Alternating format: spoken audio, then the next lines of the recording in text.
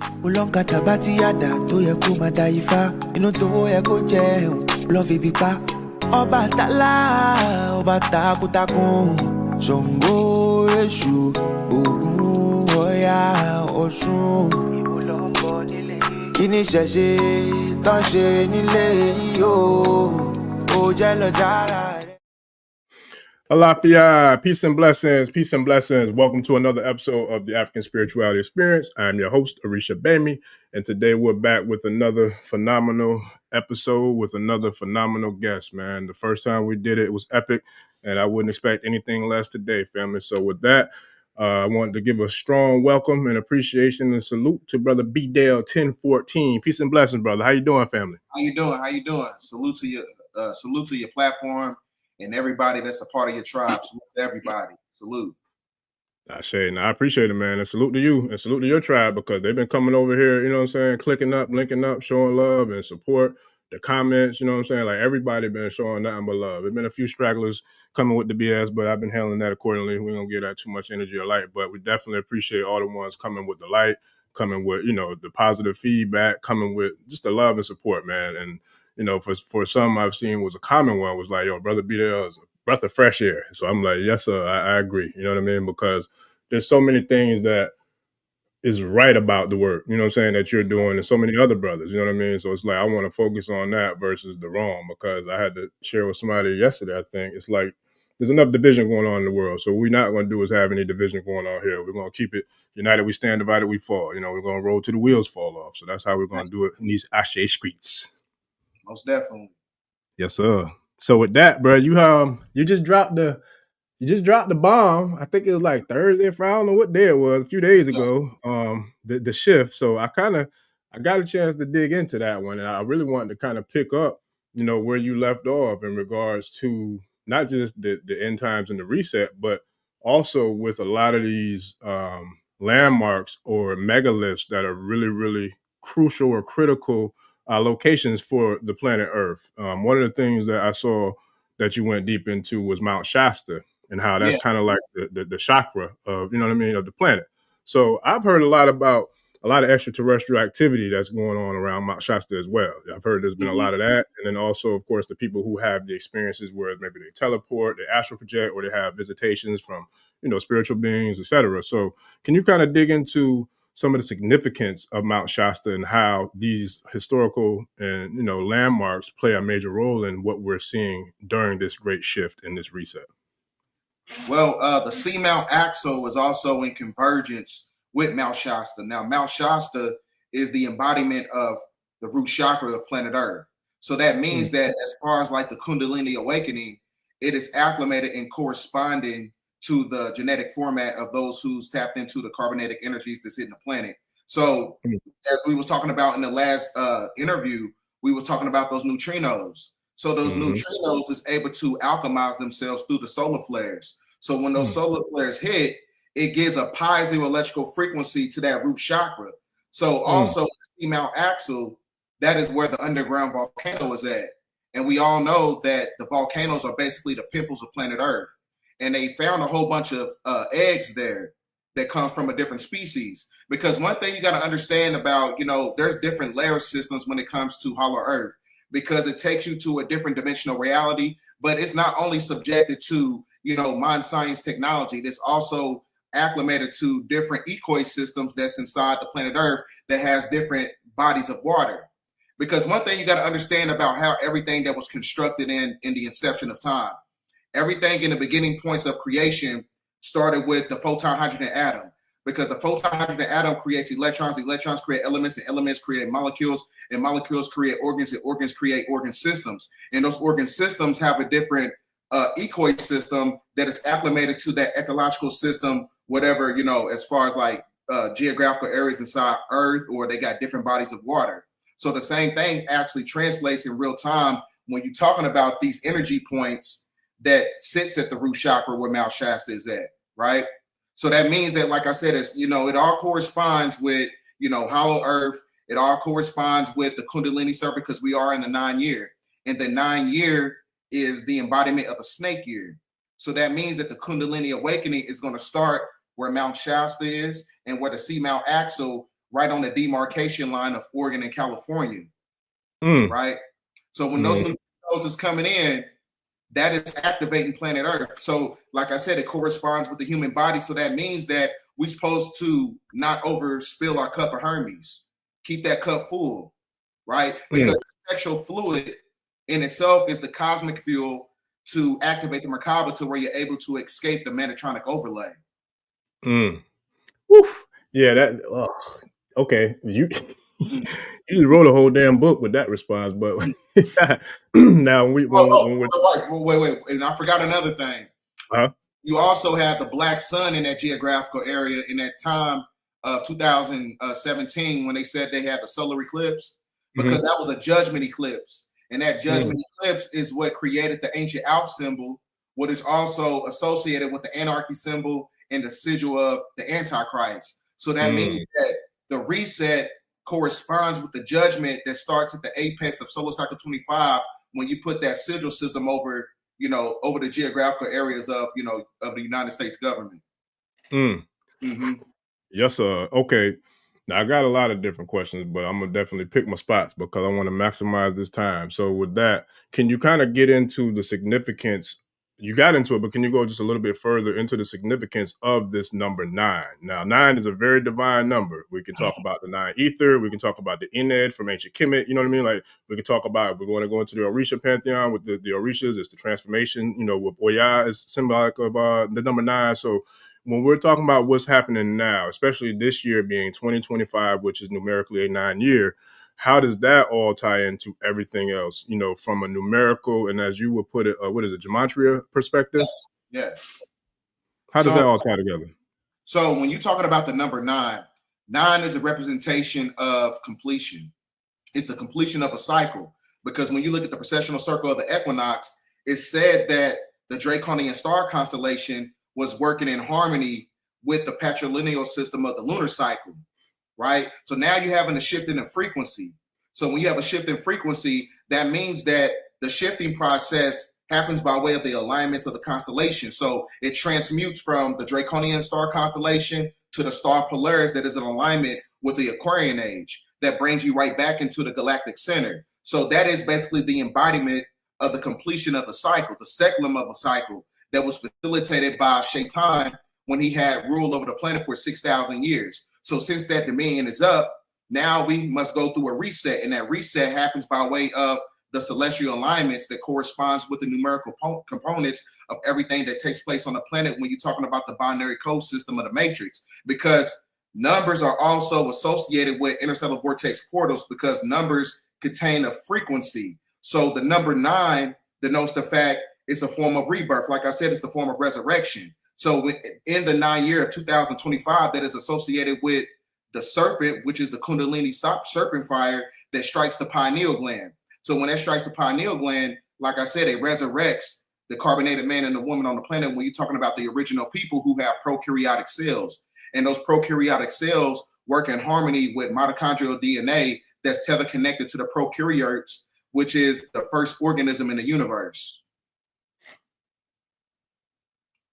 Yeah, boy. I love it. I love it. And before I go to the next phase, there's one last thing I would like to hit. If you can kind of break down in the symbolism between 9, is also the 9 ether with our hair. Those who have the kinky, curly, nappy hair that coils up towards the sun, versus those who have the 6 ether hair, which goes down to the earth. But I saw on a clip that I don't know if it was on your page or you was on somebody else's show where you was talking about a lot of people attribute only the 9 ether hair for people who have like froze or who have locks and things of that nature. But you also broke down how you can even look at the waves, people who have waves, how that even correlates to 9 ether as well. Can you kind of like touch on that before we move forward? As cymatic frequencies, when you look at my waves, I got waves in my hair. So the cymatic vibrations have a certain octave vibration that corresponds with the 2 elements, which is silicone and carbon. So that means that it's highly magnetic. So it has a positive electrical frequency that contains a kinetic energy. So the same thing actually corresponds with dreadlocks or, locks or whatever. It's one of those things where, when you look at the inception of time, the hair follicle is also connected to the energy of trees, because we had trees so big that it was going outside of the firmament, right? So that means that our power, which is our hair, was teleconnected to these trees, because that's where we was able to activate the epikinetic body, because the epikinetic body helps you pull out information from the epigenetics. When you pull out information for the subconscious mind and you upload it into the neurological cortex. Oh man, I love it. And you know what's funny? I think I was either our show or another show I was watching, but even like when you look at trees, right? Like palm trees. So this t-shirt has the picture of a palm tree, right? And shout out to John Jacques Dessalines and Toussaint Louverture, the two generals from the Haitian Revolution, right? So if you look at this palm tree, it kind of reminds me of the phase I'm at in my locks. Like, you know what I'm saying? The beginning phase, it looked like a little tree. You know what I mean? So it's like, it's dope how art imitates reality from nature's aspect, also to, you know what I mean, from the humanoid, you know, connection aspect. So that's dope. That's real dope. So now when it comes to all the different areas where there's a lot of different activity that's going on, I know you had the diagram of like how the A goes across the United States, right? And how there's a lot of different types of like what's the word I'm looking for? There's a lot of different activity and motion that's going on in a lot of these different areas because of where they're situated on the fault lines and things of that nature. Where does Arizona play a role in some of these things? Like when you talk about the Grand Canyon, because I saw a post online, I think I just saw it today, but I don't remember who it was, but it was like some big crafts out in Arizona somewhere, I guess that service. Did you see that online anywhere? I haven't seen it, but I know that's where the Cascadian Seduction Zone is at. So there's an interstellar vortex portal in that area. So that's why a lot of people say, oh, you can get to Africa through the Grand Canyon. But they don't ever give an explanation why. The reason that is because it's in alignment with the Milky Way star constellation, which is basically the epitome of the galactic center. So that's why in the inception of time, when you had the moon broke off, that's where it created a form of fermentation to the point where it was extracted from plutonium bombs. So where you have the when you understand the inception of time, it talks about how Nibiru, when you're talking about the mothership, they had their own ecoid system. It had its own solar system, basically. It's autonomous. So they shot one of the suns where the Grand Canyon is at. So that's where the inception point of where the black sun started to revitalize and mend the planet back together. Because the moon and planet Earth worked in synergy at one point in time. So the moon that we have in our solar system right now is basically the external hard drive of the planet Earth. And it's a quantum satellite, and it's a artificial celestial megastructure that is being weaponized to control the energy and the frequency and the vibration of humans on the planet. So the moon, it talks about it in Japanese folklore, how they told the moon into our solar system, the dragon, because the dragon is also associated with the draconian. The draconian is also associated with the cherubim when you're talking about archonic forces. So, I mean, there's many different layers to look at it. Right.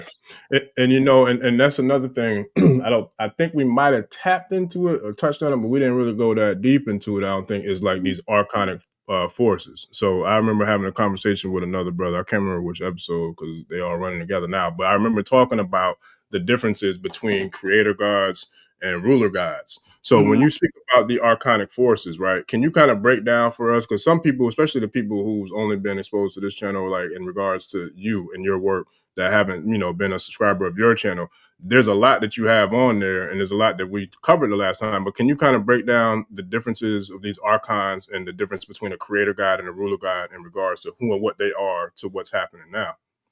Okay.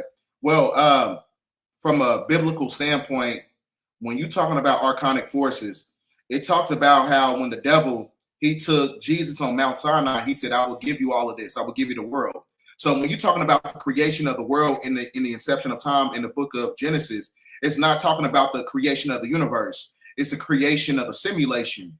And that simulation is being controlled by archonic forces who mimic the energy of human behavior to control them. So that means that they don't have the ability to create. So they mimic humans who have emotional intelligence. Because one thing, the reason they don't have the ability to create, because they don't have that emotional energy to alchemize the emotional energy to where it's able to materialize and create something in the future.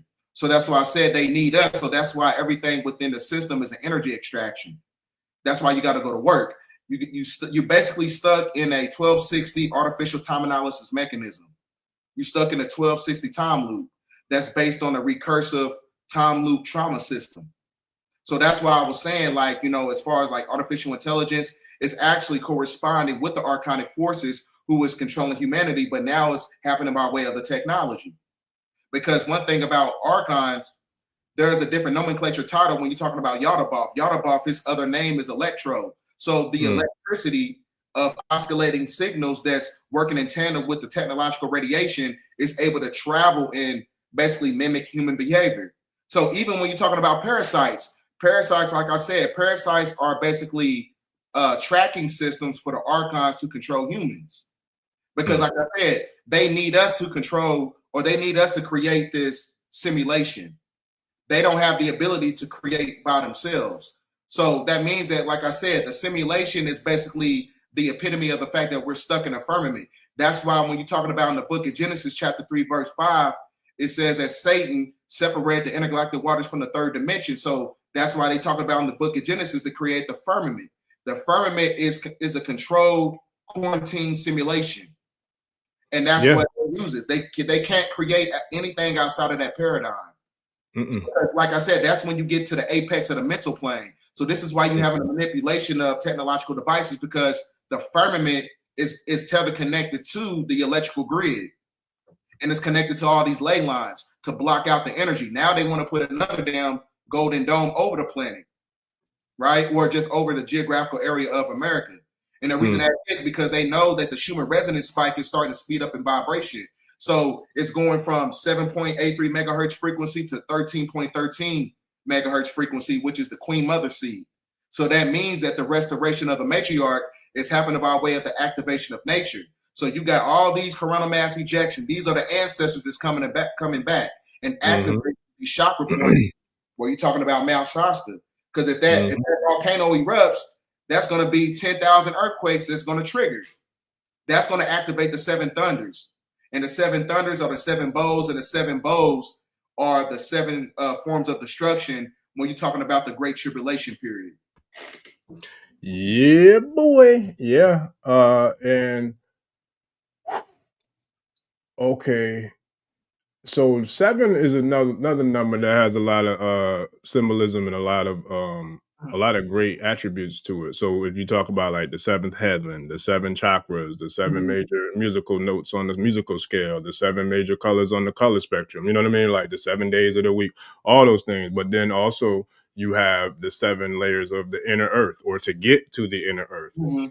Does any of that kind of correlate and play a role as to when we like travel within, and like say if you want to go into a deep meditation and you kind of got to start with your root chakra and work your way all the way up through the crown chakra, does any of that play a role in how we're able to connect with the Schumann resonance, and we're able to connect with the information that's being streamed and beamed down from the neutrinos, or the information that's coming from, you know, the sun and the black sun, all that? Does all that kind of correlate together in regards to us being able to elevate our frequencies and to be able to astral travel and astral project, as well as elevating the resonance of our, you know, internal, or I should say auric or etheric body energies or frequencies? Yes, because when you're able to tap into the extrasensory perception, which is where you get your intrinsic abilities such as clairvoyance and kinetic energy, or being able to read minds, you know, levitation, all this is activated by the gamma radiation, and that gamma radiation activates right knowledge. So that means that it has the ability to create those piezoelectrical crystals in the brain to where you become a guide. So even in ancient Hinduism, they say that Shiva is the outer manifestation of, Krishna is the outer manifestation of Shiva, because Krishna is a representation of Christ, and Shiva, when you break down the etymological roots of the word, it means 7. So that means that 7 is also the embodiment of God. So and also talks about, a resurrection process too, by way of, mind, science, technology. So even when you look at the inception of time, it's also talking about creation. So this is why in the More Science Temple, we hold up the 7, right? It's based on, plant, animal, protoplasm, man, mankind, cherubim, and seraphim. So those are the 7, cycles of creation that created everything by way of the activation of carbon, because carbon is the building block of all civilization when it's all amalgamated with the ether to materialize, physical reality, the circle of life. So that's why I was saying, like the Alpha and Omega, when you look at the ancient Hebrew Tav symbol, it represents creation and destruction. That's why I said 9 is the embodiment of the ending of a cycle, because something has to resurrect from it. And that's the resurrection of the indigenous people. So even when you look at the Denver airport, you know, monoliths inside the, they got these things, it's showing you the destruction of those that was cursed with leprosy. So that's why they show you the leprosy, the leopard being down, but they have the resurrection of the phoenix that's acclimated to the indigenous people. So that means that time period, as you have the resurrection of nature, you having a resurrection of a certain people that's connected to these land masses. That's what's taking place right now. So they're going to tell you every time about the symbolism. Yeah. And you know what? I'm glad you mentioned the Denver airport, because that was something I wanted to bring up on the last one with you. Just it kind of slipped my mind in regards to all the other stuff we was talking about. But that there is a whole lot going on that's attributed to that Denver airport. And I know there's a lot of conspiracy theories about it having a entry level or entry point to the inner earth, the underground tunnel systems, the underground bunkers, and all those things. Can you kind of share and tap into like what that particular airport is hiding, or what it's a cover for, or what it's there for? And then also, if you can share any insight or any knowledge that you may have, based upon your research as to what's going on from like the dark side or the shadow government aspects of that airport. Denver, the reason that's a very an important place to the elite and the plutocracy, the reason that is because that's going to be the new capital when you having a shifting of land masses. They even showed you in the movie, in the TV show Paradise. That's where they started to, transmute all the minerals and all these preservatives to, having these cave systems that was connected to the Denver airport. So like I said, that's where they talking about the Emerald City in the Bible, right? So even though it's kind of like it's on a perceptual level, it's talking about the macrocosm and the microcosm. So the macrocosm of, the Emerald City is basically talking about there's going to be some type of extraterrestrial spaceship or mothership in that area. That's what they said that the Crystal City is going to rise up, because I believe there's an Emerald City in Colorado. But also it's also corresponding, talking about the activation of the pineal gland when it's able to dematerialize from calcification. So when you're talking about, the pineal gland, that is Emerald City. That is basically the connection of the cephaloid bone when you're talking about the Ark of the Covenant. Yeah, boy. So it's able to crystallize. So it's in connection with the pituitary gland and the pineal gland.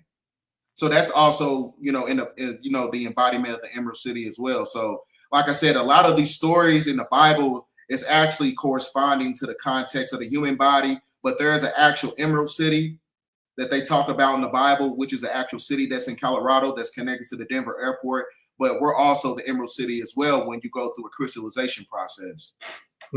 Yes, sir. Now, when you're talking about all of that with the whole process of the crystallization process, and then the pineal gland and the pituitary gland, all that, where does the Barthany gland? But yeah, the Bathari gland. Bathari gland. Yeah. Where does the Bathari gland play a role in this? Because I know all that's connected, and some people may have never heard of the Bathari gland. I heard of it, but being a student of doctors, I learned about it and researched and studied it. But can you kind of share with us how that all ties in with our powers and the access to the abilities that we have or that we lost due to us not having access to that Bathari gland? Well, when you look at the cuneiform language and ancient Proto-Semitic language, it tells you that the Bathari gland is also esoterically connected to the hippocampus layer of the brain. So the Bathari gland, when you break down the etymology of the word, you get to the matrix of it, it means a different space and time. So that's connected to your higher abilities when you have the activation of the hippocampus layer of the brain, because they both work in tandem. So the hippocampus layer of the brain, in the inception of birth, when you go to these westernized, pharmaceutical organizations and you go to their facilities when you're born, they inject PCP inside the hippocampus layer of the brain that creates the holonomic brain theory. It's basically putting encryption over your neurological faculties to where, they're basically stopping it to before you're able to tap into it. So they do all those stuff and, in the inception of birth. So they, That's why, as far as like the pharmaceutical industries or whatever, it actually goes against who we are on a neurological level and on a, genetical level, because it only corresponds with their synthetic forms of, how they carry themselves in their dietary systems or whatever. Mm-hmm.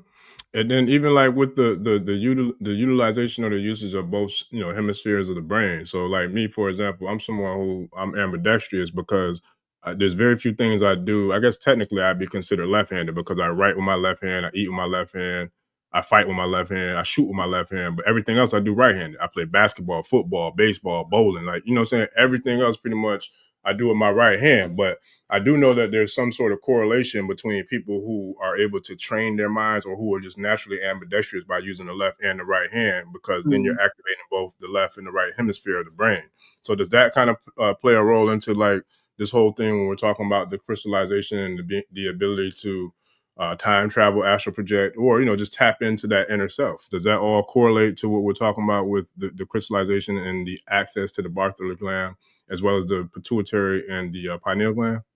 Yeah, because, the activation of the crown chakra happens when you have the activation of the neuroendocrine transducer. So it transduces from a carbonated state into a crystalline state. So that's what we also call the philosopher's stone. The philosopher's stone is the pineal gland. When it's amalgamated with those neutrinos that we were talking about, because when you look at, when you're talking about Noah's Ark, because like I said, everything in the Bible corresponds with, the original man's, structure. So when you're talking about Noah, when you break down the etymology, it means mind. When you're talking about archangels, but those archangels are angles of light, and those angles of light hits the mind, which is neutrinos. That activates, the philosopher's stone in the form of crystallization. So that's what we talk. You're really just talking about, spiritual metamorphosis, where a human becomes God in the Aquarian age, basically. That's what you're talking about. I love it. Shout out to Conscious Queen 84. She said it's the only time I've been able to relate to somebody scientifically breaking down the literal biological truth of existence. Yeah, that's what we're doing too. And we're going to continue to do that. So with us doing that, I know there's a lot of things going on with nature and with the planet, especially with, I think it was in Oregon, we were talking about the that underwater volcano. But also, can you kind of tap into these, what was it, 1,000 eggs that they found that they discovered? What was all that about, them eggs? They were saying that, it was actually 2 million. So yeah, they found 2 million eggs, and they said it's coming from an unknown species. So just, just by my logical assertion on that, those could be a Leviathan eggs, because volcanic eruptions, they can contain a certain loosh and sustenance to where draconian reptilians or archonic forces is able to feed on that loosh, is able to feed on that sustenance. So that's why when you look at, a lot of trees around volcanoes, that happens, the reason that is because they become a lot more greener. When just everything in nature tells you about the cosmic clock, it tells you what time it is. So anytime you see any type of intrinsic growth that is, connected to a form of nature. So a lot of the trees around volcanoes or whatever, they're a lot more greener. They're a lot more intrinsic when they're about to activate. That's because it contains a energy of carbon dioxide, and that carbon dioxide activates that that energy underneath the planet that's connected to those volcanoes. So it's kind of like the same process. It's like the reset in itself is just tapped into the fact that the earth is going through a rebirth. When a woman's pregnant, she's glowing and things of that nature. So the planet is actually doing the same thing. That's why the trees is, the sun is shining brighter, the green, grass is greener, trees is greener, everything is starting to activate. I love that analogy because we got a lot of females in the house tonight, and I know every female and a lot of brothers who either have children or married or, has been in a relationship with a woman during that time frame. But yeah, everything increases. Like their hair grows faster. I believe the nails grow faster. The skin shines brighter. Everything is heightened, on a whole, like not even just an esoteric scale, like on a whole physical and spiritual scale, everything is heightened. And you have some women who I know this for a fact. Like I think even like my mom, but I know there's other people and other women who are hairdressers where they can tell if a woman is pregnant just by them touching their hair. Like they can feel the difference in their hair follicles. Yeah, I've heard of that. I bet you somebody that I know, I'm not the only one that's heard of that before. Tribe, if y'all have either experienced it or you know someone who has experienced that. But yeah, women can tell if other women are pregnant when they're doing their hair or doing something with their hair. I can't tell you what the whole, like how they're able to do that, but I know that's a real thing that I've heard, you know, from. I wonder if that's the reason why they probably have the activation of that X gene, because the X gene is what turns you into an X-man, X-woman. Like I said, when you understand the inception of time, when you're talking about the genetic mutation process of the man and the woman, because when you look at the X chromosome, it's actually, you know, a genetic mutation of the man. So what I'm basically saying is that the man is a genetic mutation of the woman. So that's why the Y looks like a broken X. Yeah. So the activation of the X gene. Hello? Can you hear me? Okay. Yeah, the activation of the X gene is actually, you know, talking about, you know, your intrinsic abilities. But the you know, the so-called black woman or the indigenous woman, she's the original being on the planet. I sure. Somebody had called me. This took me off the screen. Oh, okay. Nah, I see you loud and clear on my end, man. We're good. But yeah, that's definitely a real thing. So I've seen it. I've heard of it, and I've heard people who have shared with me that, you know, that happens in regards to like the women and being pregnant and things of that nature. But when it comes to those eggs, where do they find those 2 million eggs at? They found them at the Mount Shasta in Oregon. So it's actually in the same area where you have Mount Shasta. It's just water. Wow. That's I'm curious as to like what that could be. Like they just appeared out of nowhere. Like how long has it been since they've been discovered? It's been about like they've been talking about it for the past 2 weeks.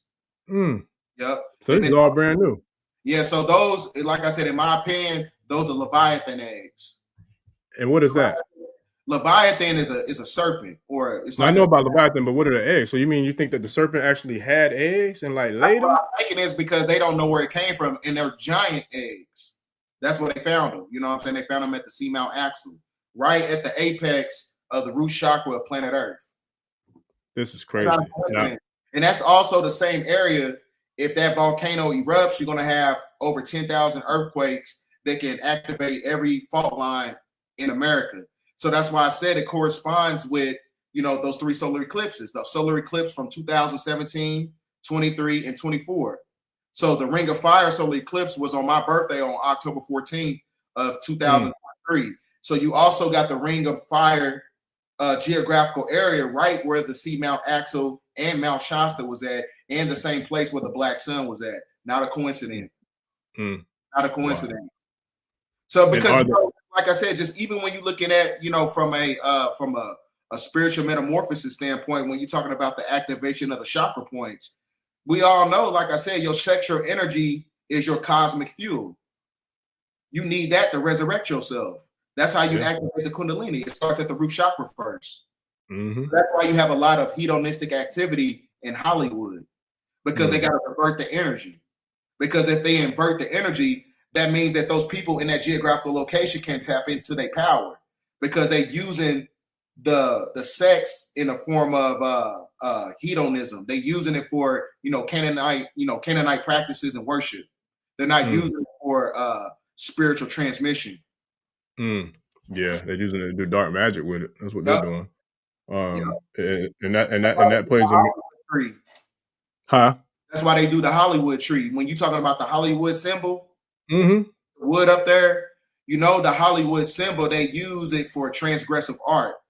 Because Hollywood ability, when it amalgamates with semen, you can actually, you know, alchemize and use it for, you know, dark incantations.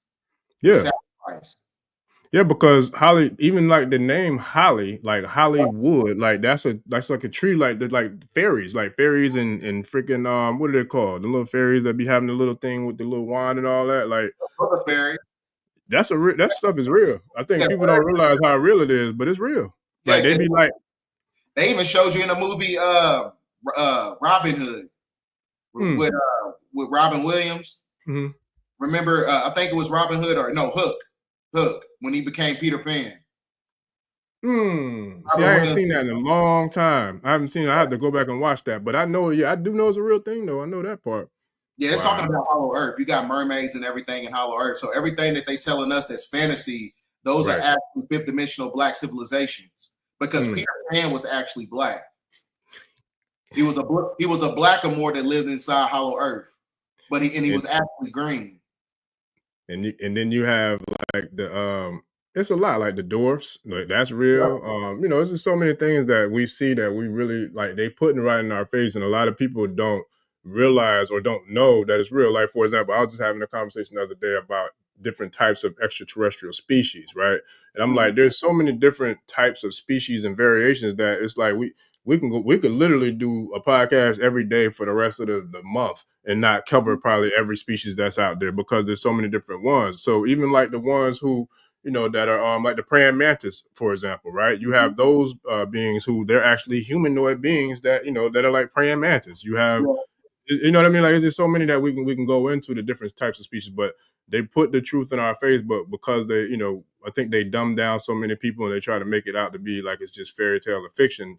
That we don't. The truth is so hard to believe, it's unbelievable. You know what I mean? Because we talk about the Sasquatches. We got into that last time. We talked about how they're real, especially how they travel, through wooded areas and Amazon areas with a lot of vegetation and all that, how they can create kind of like portals and how they can create those cloaks to kind of cloak themselves so people can't see them and all that. And I remember after we did that one, somebody, I don't know if it was on the live or in the comments where they were saying Harry and the Hendersons and how, you know what I mean? Like that's a good correlation as to what, these real Sasquatches are. They're going to start to reveal themselves eventually. Yeah. Because this is why I'm going to say that, because the more you have a manipulation in the energy grid, that's going to dematerialize the ley lines, because the ley lines is how they hide, because these ley lines have black holes in them. So it's kind of like the same thing, like when I'm in my house, you got black holes inside your house. So this is why sometimes my keys might end up missing, my phone might end up missing, and it might come back. So the same thing actually takes place when you're talking about these extraterrestrial entities. They hide in dark pockets of the universe that works in tandem with the ley lines. So when you have these neutrinos coming in, that's going to reverse the polarity of the illusion. It's going to reveal the illusion. You're going to start seeing certain entities in physical form because you can't hide it no more. Because the ley line grid system is a fifth dimensional technology. They call it liquid crystal polarization. So to where it basically bends the photon light spectrum to where it's able to transmutate, physical entities. Entities.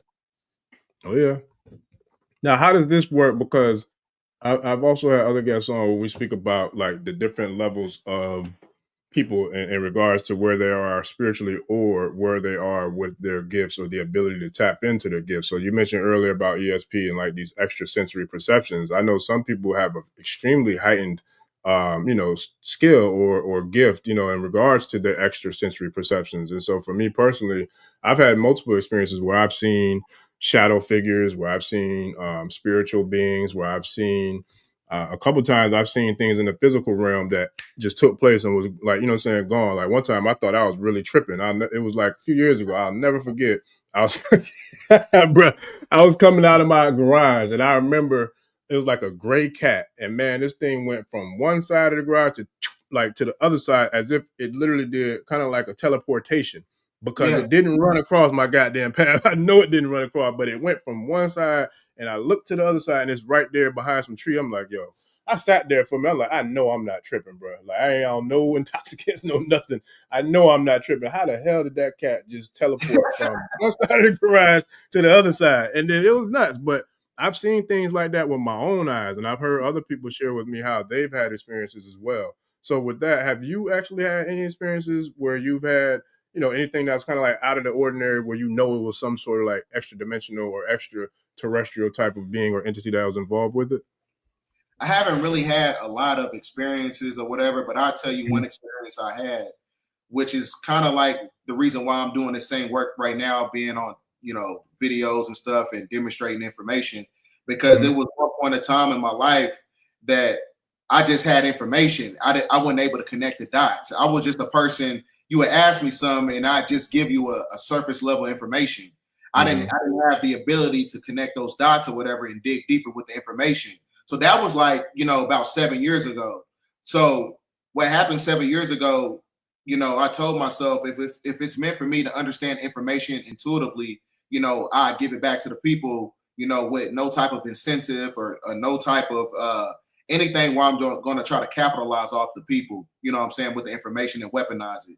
So I meditated on it, and I guess you could call it praying or whatever. And then I promise you, probably about like a few days later, I seen these entities. Like I was in a theta state. My brain was. I was like kind of half asleep, but I was like awake still. And I seen 3 entities in the corner of my room, because one thing you understand about non-corporeal apparitions, they like to stand in 90-degree angles, right? They like to hide in corners. So it don't matter if it's a good entity or a benevolent entity, or a benevolent or a malevolent entity.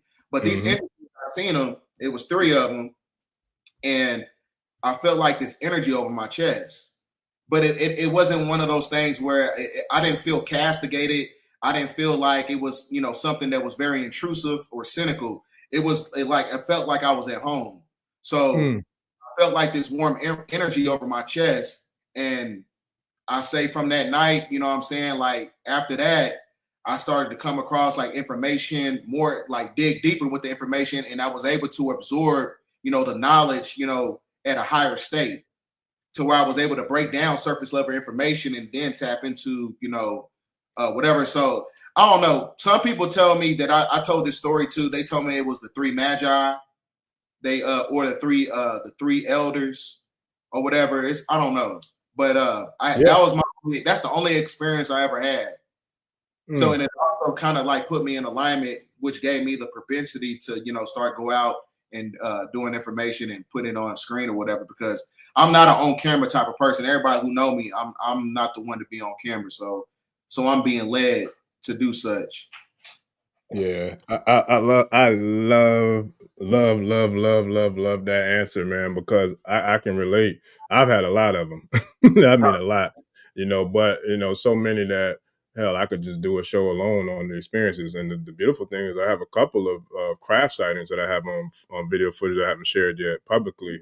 But I've had my fair share of experiences and occurrences, whether it be in the dream state, whether it be in the physical state, and in the metaphysical state during a couple of Reiki sessions. I know one of my last Reiki sessions I had, shout out to Millie, my Reiki master. She gave me a session to where I remember astral projecting into what appeared to be like almost like a futuristic boardroom. And at the time when I had this projection, I wasn't able to put 2 and 2 of what I was a part of and what I was witnessing. But the way it went is that there was another being who guided me once I was out there, in my projection. And I remember that being bringing me to, which looked like a meeting of like the galactical guardians or the guardians of the galaxy, right? And I remember it was a huge space and it was very futuristic. It was beautiful.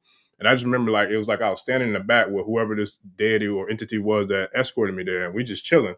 And they just they're not saying anything, but everything is being communicated through telepathy. And I'm seeing a round table. It was almost like what would happen, what I would assume, like in the government, if Trump had something in the Pentagon, or wherever they had their most outlandish or secretive, top secret meetings or whatever. It came across as something like that, but it was from a galactical standpoint. And the beings there, every single one of them, they look very powerful, very distinguished in a matter of pretty much it's the creme de la creme. There's like nothing above them type thing. It was dope, man. But I say all that to say, in that experience, it didn't resonate with me in that day and time, like what that was, until after the fact. And what she was telling me, it made sense. But then in hindsight, now I'm looking at it as if it was like almost sitting in on a meeting with the 24 elders, because that's what it came back to after, though, because it's so much that was taking place during the moment. I just didn't have the clarity or the mental wherewithal to kind of put 2 and 2 together. But in hindsight now, after a lot of times passed and I can kind of go back and revisit, that's exactly what it looked like. And what I saw, man, it was phenomenal. It really was. And it's like, yo, this is it. And it amazes me to see how many things have unfolded since then. And then another one that I personally had, where I don't really feel like there was an actual a presence that I can identify or quantify or put a finger on. But I remember walking through the slave dungeons in Elmina over in Ghana on the west coast of on the Ivory Coast of Ghana. And I'll never forget it, bro. I remember going in there and I had bought some libations to pour out for the ancestors during the tour, but I forgot it in the car. And I remember my godfather was like, yo, don't worry about it, man. Just wait till the tour is over. Then go back and get it. And then you can come in here and do whatever you have to do when it's just you. I was like, you know what? That makes perfect sense. And so I remember I went back, I got the little nip of alcohol, liquor, and I came back.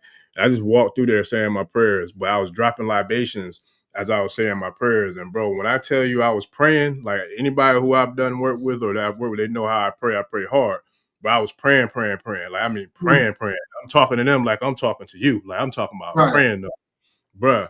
And to see now, like so many different things that's unfolding, you know what I'm saying, in our favor in regards to us having the assistance and the guidance and being led by the ancestors.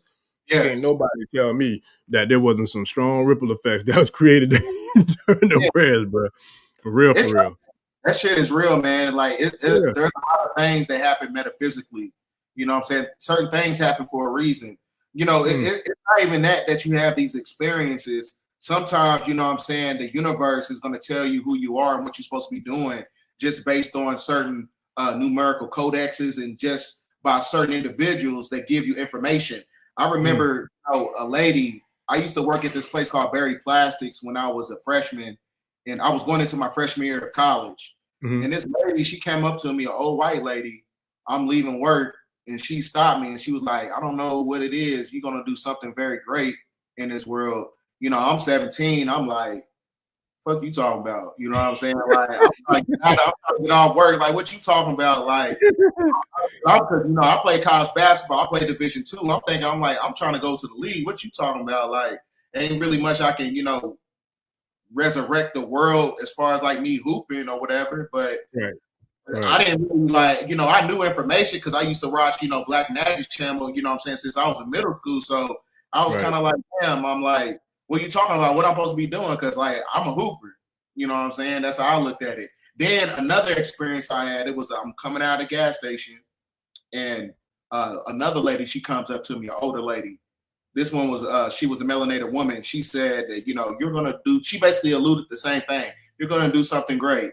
And another older lady told me that, and I'm thinking to myself like, that's like 3 different occasions. Like what's going on? You know what I'm saying? So now everything happens full circle. So it's kind of like it makes sense. You know what I'm saying? So yeah.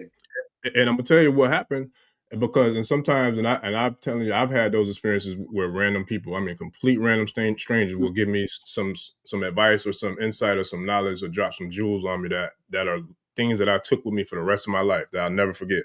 And I'm gonna tell you, like, what I know for a fact is sometimes you'll have an ancestor or a spirit guide or a guardian or Orisha, Neteru, whoever, you'll have a form of a heightened, superior deity or intelligence that'll kind of incarnate or just like usually literally use someone else as the messenger, you know what I mean, to give you a message, you know what I mean? So it's divine how that happens. And I've had it several times as well. Like, I mean, complete random strangers will tell you some shit, like, what? But it might not make sense in the moment, but years later, like, oh, I remember when, you know what I mean, so-and-so said this or da-da-da-da. So yeah, that's a real thing, man. I wholeheartedly feel like sometimes spirit, will communicate through other people to get you the information that you need, or at least drop the jewel on you that you need. That might be something that might come across, you're manifesting in your timeline, like years or, whoever knows how long in the future. But it's something that really happens. I feel like that's the creator working through us, doing what the creator do. Yeah, because it's also one of those things where some people can see auras or whatever. Yeah. You got that green light. They understand that you have that benevolent energy to where you're able to be balanced, to where you're able to make a difference on this planet. Mm-hmm. That's why that's what we call the spirit of Melchizedek. It's the Sufi order of the sons of green light. Mm-hmm. The sons of green light, the ones who got the knowledge, the ones who got that intelligence, the one who got that authenticity, the one that's able to alchemize every situation in life to where they're able to tap into the energy of resilience. Everybody don't have that hero's journey. That's that Sufi order. You know what I'm saying? Those are the ones that's on the chosen path. Right? So like some people can see that in you before they see it in yourself. You know what I'm saying? So that's why I said, by way of transmutation of energy, they can use, certain people as telepathic devices to transmute a different message to you, to tell you, hey, you're doing something. So that was just like 3 times they was sounding like, hey, the ancestors like, hey, bro, you ain't supposed to be hooping. So the last straw was kind of like that same thing with those 3 entities in my room. It was kind of like, all right, now that, like, we pulling up now, bro. Like, you been ignoring the whole time. We're gonna pull up. You asked for the knowledge. Like, let's see what you really about. So that's how I think, you know what I'm saying? Yeah. So they put up on me. So yeah. That's facts. And that happens through divination all the time. Like almost every time I've ever received one or given one, like there's always outside, forces that are communicating, deities that are communicating. So it's like it's a very powerful, it's definitely a very powerful energy transfer, that takes place because and what I love is like there's been times where I'll never forget the first time. Matter of fact, shout out to my cuz, because he actually inboxed me the other day when he saw the first show we did, man. I'll never forget, and I hope he's watching. If he's not, whenever he sees it, he'll remember this. But I'll never forget the first time I had an ancestor communicate with me to give me a message to someone else, and it blew my mind, bro. I'll never forget it because I was chilling at the dining room table. And I was texting with my cousin, the same one who that inboxed me about the show with you, and I remember texting with her. I don't know what we was texting about. We was texting about something, and then I just recall getting like a telepathic text, like this voice. It wasn't even a voice. It's hard to explain, but it was a message like, "Yo, ask him about the time I beat him in a race." And I'm thinking to myself, like, "What the fuck? Like, where is this coming from?" I'm tripping a little bit. Like, what is this about? Where is this coming from? So I'm kind of trying to ignore it. I'm driving by. I'm texting. So then I was like, man, okay, after it happened a couple times, like, all right, let me just, so I sit to tell like, bro, I said, cuz, I said, do you know, like, I don't know why, but I'm getting this message like about somebody that's saying like, they like ask you about the time where they beat you in a race with their black car. Now, mind you, we're texting back and forth, so all the responses were coming kind of quick. So when I sent that text, it was like 4 or 5 minutes before he responded. Right. So he sat there for a minute before he responded. When he responded back, he was like, yo, he was like, cuz, like, yeah, man. He was like, I'm here with my homeboy. He was like, we sit there chopping up. He was like, yeah, he was like, one of my friends passed away recently. And he was like, and the only time he beat me in a race, he had a black Benz. And he was like, yo, he was like, he was talking mad shit about it. Every time we saw each other after that happened, he was like, how did you know that? I was like, bruh. I said, I don't know. I was like, but your friend said he wanted to let you know that he beat you in that race. I said, so what I'm getting is what I'm getting is he's on the other side and he's good. Y'all don't worry, you know what I'm saying, stress about it. He's straight. And after I said that to him, I said, so I'm about to go ahead and call tonight because I'm going to sleep. I'll holler at you. And that guy passed away? Yes, it was somebody that he knew, one of his friends, right? And they raced a lot. My cousin be hearing that Fast and Furious stuff. So like that dude died recently. Like I guess within, like a week or so of that message coming to me. But I couldn't like not unhear the message. So it was weird to me, bro. So I was like, I went ahead and said it. And then when he paused and it took him a while to come back, I'm like, well, what the hell happened? But then when he came back, he was like, cuz, like, I'm blowed. Like, I can't believe you just said that. He was like, because I guess him and his other homeboy were there and they might even been talking about the dude. But I know for a fact that when I said that, he knew exactly who I was talking about. He knew what car he was driving. He knew all of it. He was like, yo, that's nuts, cuz. I said, yeah, I know. I said, no, I'm taking my nuts ass to sleep because I don't know what this is about. But I'm not getting tangled up in this no more tonight. There's definitely a metaphysical connection with that when you're talking about the movie Casper. Everybody that watched the movie, the older one, a long time ago, Casper, the first one. There's a metaphysical message with that. It's basically showing you the spiritual realm on a simplistic level.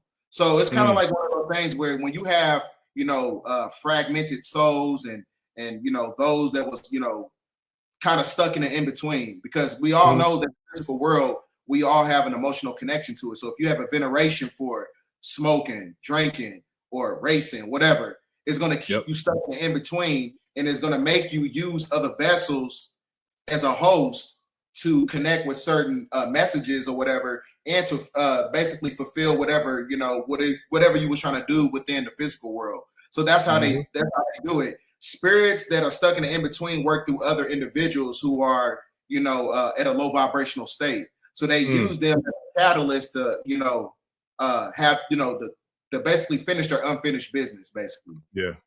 So that's basically the same in the movie Casper. he wasn't able to ascend until he completed whatever he was meant to His complete. mission.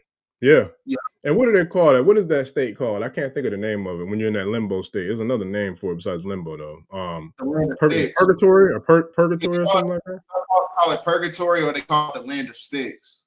Gotcha. Okay. So you really like you stuck in the in between until you complete whatever mission, because you can still fulfill your purpose in the spiritual realm, but you have to use other vessels. That's the only thing. So instead of, you know what I'm saying, like, let's just say, you know, my mission was to go to the NBA, just like in the movie 6 Man. So he wanted to go to the NBA and be the best, that, you know, so bad to the point where he was able to resurrect himself through his brother. You know what I'm saying? That's what spirits do that's stuck in the in-between. They stuck in purgatory. They use other vessels who was vibrating low, because, like I said, remember when he lost his brother, he was at a low vibrational state because he was sad. So like I said, this is why you got to be balanced, because that's where entities is able to work through you. So it depends on what frequency you on. So the movie, man, they show you right there. If they got unfinished business, you know, they're going to work through other hosts and other vessels. Yeah. Yeah, no, that's real, because I definitely had my fair share of messages from ancestors who's come through mediums, like, because I know, you know, my grandmother came through a medium to give me some information several times. It's happened twice that she came through a medium, but also she even came to one of my sons during surgery, like when he was in the state of, you know, what do you call it?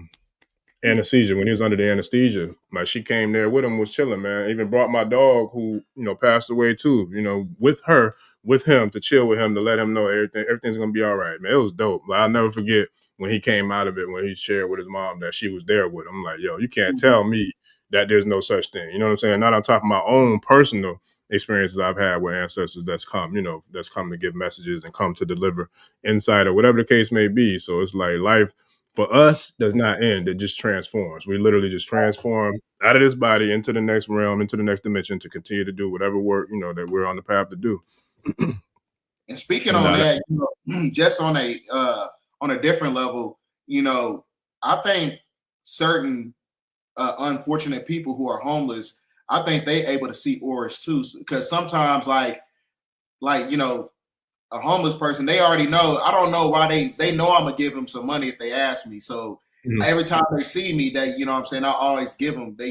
I don't know, it's just like an energy that they're attracted to, and it makes it, I guess I got like a welcoming energy or whatever. I see that. I don't know. Yeah. Nah, it's funny, brother. Big Chief has spoke about the homeless people. Like, homeless people, hell, they might be an extraterrestrial entity, or, you know what I'm saying, an ancestor or an elevated master. Like, they just not participating with the matrix. You know what I mean? I remember he broke that down. I can't remember which show it was, but he broke it down as to, like, some of the homeless people, they could be the most genius or most brilliant people, you know, in the world, but they just got to a phase or a stage in their life where they're like, F it. Like, they don't want to deal with this BS no more. So they're just like, fuck it. I just go live on the street, so I ain't got to deal with none of this bullshit. And I really believe that, because I've encountered some people who, you know, were homeless, but like, they were brilliant. I mean, absolutely brilliant. So it's just like, there's a lot, I feel like, that, you know, that's to that. I think there's more that meets the eye with what you're saying with that too, for real. If you want to be 100, you know, homeless people already won the game already, because they already broke free from the matrix. Yeah. They're not subjected to time. A lot of people are being controlled by way of the time, and time is an illusion. So they already broke free, you know, from a liberation standpoint, mentally and physically. They can do what they want to do. They're living amongst nature on top of that.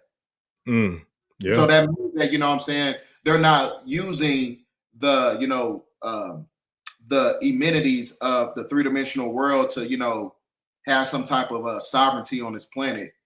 You know, they're just doing it autonomously to the point where, like I said, we don't need your system. I ain't got to go to work. I'll wake up at 3 p.m. on this concrete. You know, I'm gonna do what I want to do. That's what really taking your power back. Taking your power back is being able for you to, you know, control your time to where time is not controlling you. Yeah, they're not conforming to the system. They're not acquiescing to it. They're like, I'm gonna live on my terms, on my you know, by any means necessary, and that is what it is. I know we got a little bit more time left. So before I keep stealing all the questions, man, I did highlight a few different ones that I want to kind of bring up that we can tap into real quick before we before we have to shut this down. One of them, I can't find it to bring it to the forefront, but I remember one of them asked, and I feel like I got a good idea what your answer is going to be, but I would love to still hear it. One of the brothers or sisters asked, in regards to us as a people, do you feel like Black people are actually in alignment with a rise, and a transformation out of the current state that we're in regards to, I would assume they're talking about like oppression and, being under the system, all those things of that nature. Yes, but we have to go through a cleansing state because there's going to be a demographic that's going to hold us back. So this is why I was saying, I think the year of 2028 is the year of the sheep and the goat. So no, the year of the sheep and the lamb. No, the year of the goat and the lamb. So that's going to tell you the great separation is going to be amongst, humanity. That's talking about a separation process. It's not actually talking about, animals and things of that nature. They're talking about a difference in a dichotomy between different mindsets on the planet. And that's what's going to happen. The planet has to go through a restoration. It has to go through a supplication process. So it has to reset. So those who are connected to the old system that was under patriarchy, under the Draconian star constellation, under a patrilineal system, those are the ones that we must separate from, because now we have the Aquarian age, to where you have an intrinsic amount of knowledge that's coming to the planet. That's basically reversing the polarity of everything that was connected to their, deep state forms of democracy and all their policies and all the laws that they passed that, took us out of our sovereign capacity. So you're going to have a split in mindsets. And the split in mindsets is really talking about the great separation amongst, people. So just because they look like us doesn't mean that we must, use them as a galvanization process to have these resources amongst each other. So it's one of those things where we got to divorce ourselves from, the so-called Blacks who was upholding patriarchy, who was upholding hedonistic activity that's connected to the industry, the music industry, the movie industry, and all these things that's connected to this Luciferian system. So like I said, the inversion of itself is happening, by way of the pole shift. The activation of nature is going to put everything right back in balance. So those who are not working in harmony with that, those are the ones that we got to get away from. Those are your Boule society. Those are the ones that's connected to the secret societies, Freemasons, pastors, preachers. These are all those, people are all connected to the corporation. Anything that's connected to the material world that's galvanized by the moon, those are the energies that we must divorce ourselves from, because we're in the sun cycle. We're not under the energy no more. So that means it's the fall of the corporation, the fall of monotheism, the fall of monetary. It's the fall of everything. It's connected to the moon. Moon day, mind day. It's the fall of the corporation. The fall of patriarchy is moonfall. So yes, those sir. who are connected to that energy of the moon, that's what we must separate from. Facts. Yeah, that's big facts. And then also, and I see a lot. It's going to be hard to keep up with all the comments because there's a lot of them. But also, so now in regards to the nature, so I see they're projecting a lot of hurricanes and a lot of storms that hit the Southeast this year, which I'm not surprised. But when you talk about like the earthquakes, the tornadoes, the hurricanes, the volcanoes, and even over the last few years, there's been a lot of different like ice storms, or like really cold weather or snowy and ice weather in areas that's generally not even used to getting snow or getting cold weather like that. Is all of this like a correlation to, because what I've said on a few other shows is like, to me, I take this as Mother Earth going through her cleansing cycle, just like a woman when she's on her menstrual cycle. I feel like Mother Earth is on her planetary menstrual cycle, like where she's fishing out all of the, all the bad, toxins and parasites and, all the other bullshit, and bringing forth, a new egg, a new system, a new reality, a new access to, this fifth dimension and things of that nature. Is that how you see it as well? Or do you have a different view on that? Yeah, because planet Earth sees frequencies just like how we're able to see frequencies. So if you're vibrating at the root chakra, you're a parasite. You're going to have a parasitical energy to where you're going to extract from the earth. You're not going to harmonize with planet Earth.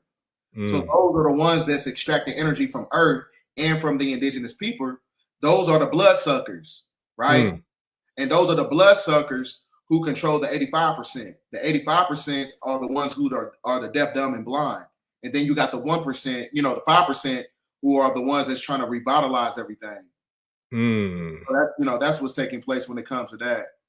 Yeah. Yeah, that's deep. And shout out to Chief Fox Owl. You know what? And the one that I saw, I don't remember seeing a lot of females, but in my vision or in that experience, but it was mostly men. But I wasn't able to see everybody in the room based upon where I was standing during that visitation.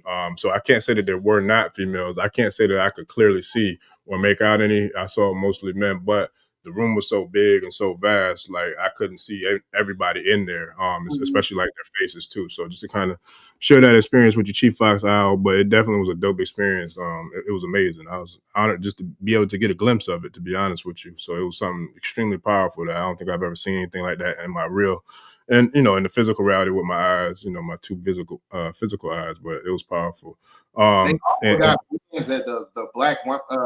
There was a white guy. He said that the great majority of the mermaids, they're actually black women. He said they look just like black women, up to about tall mermaids. I'm not surprised because that episode was dope too. The one you did when you was talking about the mermaids and how that dude, I forgot his name, the one that was orchestrating that organization that was going out there hunting them and all that foolishness. But that was a dope show because there was a lot of stuff. I knew about a little bit of that, but not nowhere near as deep as you went into it. I have never done that much research on the mermaids and mermen, especially to the fact where you had the receipts showing people talking about how real this is and what they're doing. Which is barbaric and sinister and sick. And that's why they're dealing with some of the stuff they're dealing with now by, like attacking these sacred beings, because even like the dolphins and the whales and, they're all connected, to that higher frequency, to that higher, vibrational frequency in those fifth dimension type of civilization. So it's like when you start attacking, those beings who are pretty much guardians to the planet, you're going to deal with some consequences. You're going to deal with major consequences. You know what I mean? So that's crazy. Let me see. I got a couple more questions. Let me see. Kashida has one. She says it would be great for Bdell to teach the young ones in ways they can understand. More of them are having experiences they can't necessarily go to their parents with. Yeah, it's a lot of that going on. But you know what? That's why we had these podcasts too, Kashida, because we definitely want to put the information out there for as many people who want access to it or that can get access to it, because there's a lot of work that needs to be done. But do you have anything you would like to share with Kashida on that comment? Well, it's one of those things where I tell people, like, before you step into information and knowledge and try to alchemize it in a form of enlightenment, you got to do the work first. You got to do the healing first. So because when you heal, that's when you dematerialize the blockages in the brain to where you're able to absorb the information and compartmentalize your downloads. So that's why I say, this is why we have a lot of, spiritual psychosis in the spiritual community, because a lot of people are not healing. So this is the process. You got to go through the trauma, you heal, then you tap into your authenticity, which leads you to your purpose. So it's one of those things where we got to heal first before we start, stepping into information. And you can only do that by, transmutation, alchemizing your situation. So the energy that you was putting in that was keeping you at a low vibrational state, this transmuted in doing some type of self-affirming practices, reading, working out. So that's what the youth has to understand, especially like young so-called Black men. We have to learn to control our emotions, right? We have to have that vibration of stoicism, so much to the point where you have emotions, but you don't let it weaponize you. You don't let it control you. So much to the point where it don't look like you have emotions, because you only using it for in an intelligent aspect of it. That's why I said that we must be sentimental, not emotional. The word mental is in there for a reason. That's facts. Shout out to LeJohn McGoldrick for the super chat donation. We appreciate you, family. That's real. So real quick, I know we running close on time. I want to get a couple of other comments addressed, because I did see some. I was trying to get back to as many comments as I could throughout the week, but someone did ask me, I think it was yesterday, about the Stone Mountain event. Do you know if Brother Rich or whoever's like affiliated with putting on the program, if they've gotten like the flyers or anything to start promoting that yet? Because I did see somebody. He's putting out a flyer week. Okay, cool. Yeah, so family, that whoever that was that asked, I did want to make sure I asked that for you, because I remember saying something to you in the comments. So we'll definitely, once Brother Bdell gets it, I'll definitely share it here too for those who are interested in coming. to the Stone Mountain gathering, because I definitely feel like it's going to be some very, very powerful energy going on up there, man. We need to try to get as much people there because there's a dark Luciferian energy in Atlanta. You know, there's a lot of, you know, European Luciferians, and they do a lot of sacrifices on Stone Mountain. They just found a body 8 a.m. yesterday on top of Stone Mountain. So that's why yeah. So that's why I said it's imperative for our people right now to, you know, utilize these energies that's coming in. The Schumann resonance is spiking up. That's not happening for a reason. So this is why I said we are basically the epitome of the black sun when we all come together. So when we come together, that's going to leave a certain energetic imprint in the ethers, and it's going to reverse the polarity of the negative frequencies that they was using to do these incantations at, you know, places like, you know, Stone Mountain. You know what I'm saying? Just us being there and having a certain frequency and consciousness, that's going to manipulate whatever type of algorithm that they have in that landmass. You get what I'm saying? So, you know, we're not only fighting on the physical aspect, we're fighting on a spiritual level too. So that's what this is all about. So we try, you know what I'm saying? I'm talking about like we would like to have thousands, you know, 5,000 people there. You know, it's a free. So it's one of those things where, you know, you got all these energies in, so we got to come together. You know what I'm saying? Even if it's just something that's, you know, minuscule as, you know, going on a hike or some type of, you know, excavation or whatever. This is the time to do it. It's the sun. We're in solar cycle 25. Yeah. Why you think, you know what I'm saying? Like you get so many black people in a room and start to heat up. Now, what do you think is going to happen? Because we're coming out of the summer solstice, you know what I'm saying, on June 21st. Then that next week is June 28th. So, like I said, that energy is still going to be on the planet. Yeah. That's why, you know what I'm saying? Because this is why, you know, during the time when we had the shutdown, why you think they wanted us to stand, you know, 9 feet apart, 9 inches apart or whatever? They were trying to separate us because that's why they was naming the draconian juice right after sun frequencies. People were sick because of the draconian juice. They was getting sick because their genetics wasn't harmonized with the vibration of the sun. So it made them sick. And this is why they didn't want to be around each other. So the more that the sun intensifies and bring these neutrinos and these positive electrical frequencies to the planet, is going to cause another form of pestilence on the planet. Because, like I said, the frequency radiation doesn't harmonize with the G-force of the epidermis layer of the skin of the European. So, like I said, you know, it's not, you know, everybody got different forms of genetics, but it depends on what type of blood type you come from. That's why everybody's not the same, which denotes the fact that we got different blood types. So if you got different blood types, there's a different species. There's a supreme species and there's a lower species. And you can tell by the A and the B antigens of, you know, of our DNA sequence or whatever. But like I said, it's good for us during this time period for us to come around and, you know, and manipulate the ethers and alchemize. You know, for, you know, the law of attraction. You can attract just, you know what I'm saying, like us, you know, congregating together, dialoguing, you know, amongst each other. You know what I'm saying? That's what it's about. Yeah. We got another tribe member that said anything about England. Is there any like land masses or landmarks or, you know, spots that's popping where things are kind of percolating and elevating over there in England? Well, you're gonna have a lot of smart cities in England because that's where the beginning points of the fall of the corporation starts with, because the Federal Reserve System. And that's one of the 3 city states that controls the corporation. So that's why the Queen, the seal is off Buckingham Palace, right? And you just had the Pope. The Pope was the personification of the king. So when you're looking at, you know, the chess piece of the king, it looks just like the hat of Dagon on certain chess, you know, games that you play or whatever. It looks just like the sigil system of it. So when you have the fall of the king and the queen, that's the fall of the corporation. The game is really over. It's just up to us, you know what I'm saying, to where when the planet goes through a state of metamorphosis, are we going to galvanize our resources in the form of reconstruction to build this shit right back up, you know, to the matriarch like it's supposed to be? And that's big facts, because without us having that balance, it's not gonna happen. And that goes into something we can get into in another episode about how, excuse me, how the strategic strategy to, you know, dissipate and eliminate the familial structure, especially in our community. You know what I mean? Because you know that without that strong home foundation, you know, it really does deteriorate a lot of the other aspects of who and what you are when you're faced, you know, with the challenges of the world. That's a real thing. And that's why I'm so driven to do, you know, community work, because I know for a fact a major root cause of a lot of the young brothers that's doing a lot of the, you know, crime or doing things like selling drugs or shooting or whatever is because they don't have any positive male presence. You know what I mean? Like, they have a male presence, but they're seeing it on the block, or they're seeing it on TV, or they're seeing it in the music videos, or they're hearing it, you know what I'm saying, in the music. So it's like they don't have anybody to show them that you could be a real brother, but be positive and do positive work too. You know what I mean? So it's like, that's where I'm driven to want to do that, because we got to be able to flip the narrative and like transform the paradigm within the mind. You know what I mean? Because that's how we really can start